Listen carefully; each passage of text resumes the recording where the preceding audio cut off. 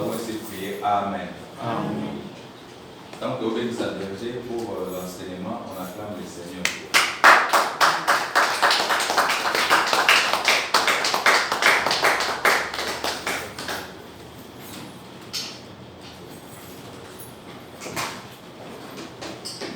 Amen. Bonsoir l'église. Je voudrais saluer vous avec un sourire. Nous sommes dans la présence de Dieu.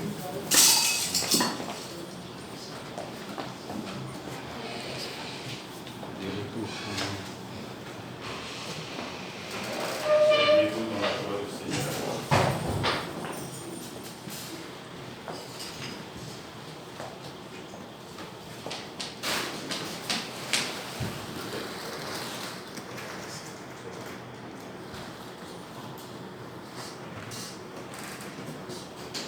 Je suis heureux de vous revoir encore aujourd'hui.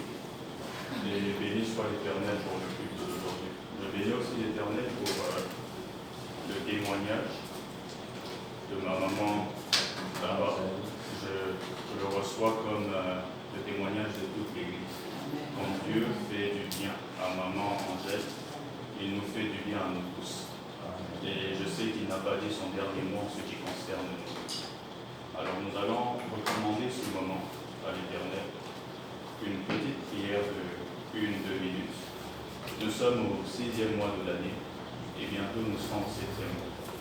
Bibliquement, au 6e mois, Élisabeth était enceinte quand elle était venue voir Marie. Et en ce moment de la vie, sûrement vous avez dans votre entourage des personnes qui sont déjà bénies.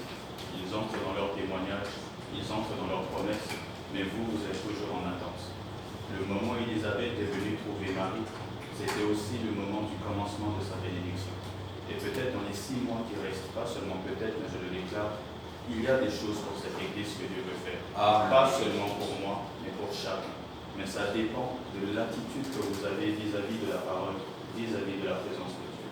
Il y a des lieux où Jésus n'accomplissait pas des miracles.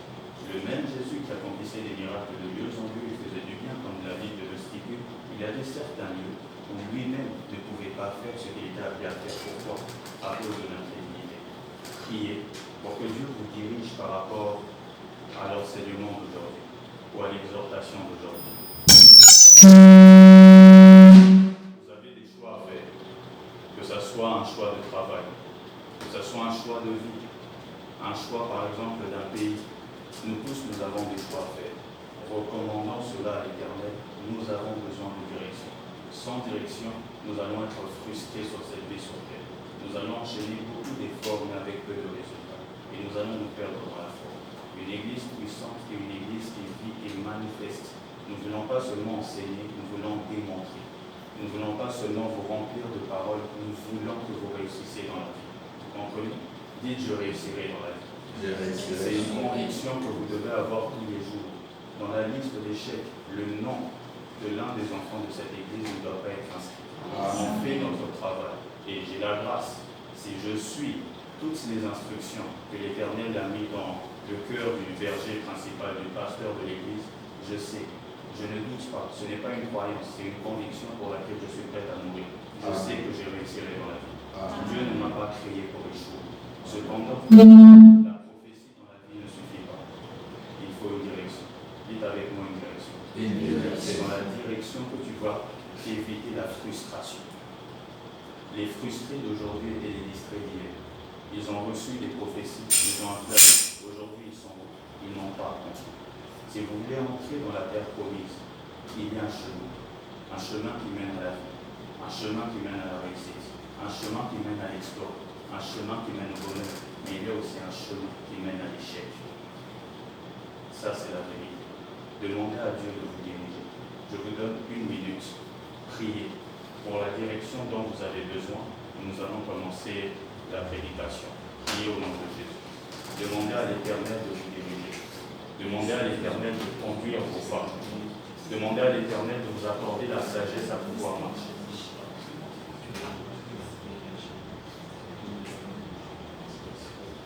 Demandez de l'orientation à Dieu. Éternel, dirige-moi. Éternel, ouvre les yeux de mon cœur. Éternel, illumine mes yeux selon ta volonté.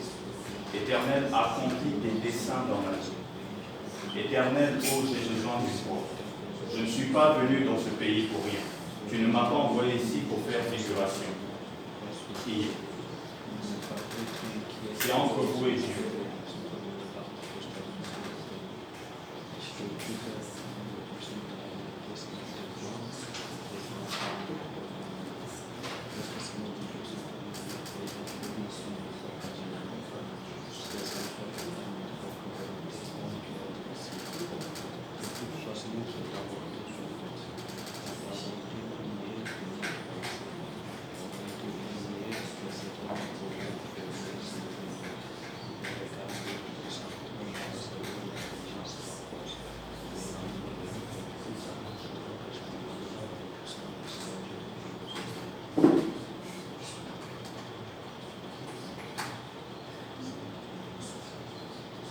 Seigneur, dirige-moi. Seigneur, dirige ma famille.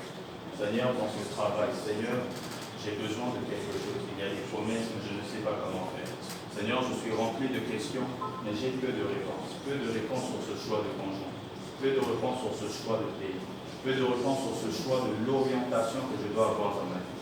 Il s'agit de vos vies bien-aimées. Priez. Dieu parle. Qui est là pour le recevoir? Qui est là pour être orienté par lui? Cherchez une direction. S'il vous a béni, ce n'est pas fini. Il vous bénira encore. Que le vent ne vous empêche pas d'être meilleur. De gloire en gloire, la Bible dit. Peut-être ça ne vous concerne pas vous, mais vos familles. Peut-être ça ne vous concerne pas vous, mais une amie. Priez pour avoir une direction. Il y a un choix à faire. Un chemin qui mène à la vie, un chemin qui mène à la mort. Un chemin qui mène à la réussite, un chemin qui mène à l'échec et à la frustration. Que l'Éternel vous conduise. Vous n'êtes pas destiné à échouer, mais il y a un chemin qui mène à la réussite. Vous n'êtes pas destiné à souffrir, mais il y a un chemin qui mène à la réussite. Vous n'êtes pas destiné à être frustré, mais il y a un chemin qui mène à la réussite. Au nom puissant de Jésus, nous avons ainsi prié. Amen.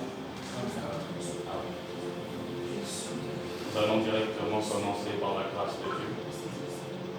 Et après l'introduction, je vous donnerai le thème d'aujourd'hui. Il y a environ un mois, l'apôtre avait parlé de la vision. Vous vous rappelez? Il avait expliqué l'importance d'une vision dans la vie. C'est très important de revoir les messages. C'est très important. C'est que 45 minutes, 35 minutes, mais dans la solitude, dans la présence de Dieu, en réécoutant un message, le Saint-Esprit peut vous éclairer et vous donner une direction précise, surtout quand vous partez méditer sur l'ordre de ce message. Il avait parlé se basant sur la création, que Dieu est le premier à avoir donné une vision à l'homme, celui de la domination, de la multiplication et du règne sur terre. Il a déclaré des paroles qui étaient très prophétiques et nous avons tous été bénis, n'est-ce pas, Église? Nous avons tous été bénis par cela. Il a déclaré des paroles, que ce soit dans le professionnalisme, que ce soit dans le secteur familial, que ce soit dans le ministère, il veut qu'on soit prospère. Et plus que lui-même, Dieu veut qu'on soit prospère. Nous sommes son Église, son image. Plus que vous-même, Dieu veut que vous réussissiez. Parce que sa réputation en est bon. Il est votre Dieu. Et il ne permettra pas qu'on se moque de vous. Il ne permettra pas que vous soyez une cible ou une histoire que les générations vont raconter en disant « Regardez celle-là, elle a cru en son Dieu, mais qu'est-ce que son Dieu a fait d'elle ?» Dieu ne le permettra jamais. Ce n'est pas le Dieu de la Bible. C'est un mensonge. Tout Dieu qui vous programme à l'échec n'est pas le Dieu que nous prions. Il n'existe pas. C'est un Dieu que la société a fabriqué, que le paradigme, les lois présentes fabriquent. Mais le véritable Dieu dans la Bible, bien qu'il nous laisse nous-mêmes décider des couleurs de nos vies, il veut que nous réussissons. Et il nous laisse le choix aujourd'hui. C'est quoi la vision? La vision désigne la capacité de percevoir le monde avec ses yeux, ainsi que l'ensemble des procédés intellectuels, mentaux et créatifs qui permettent d'imaginer et de concevoir. C'est un don que nous avons reçu de Dieu, avoir une vision.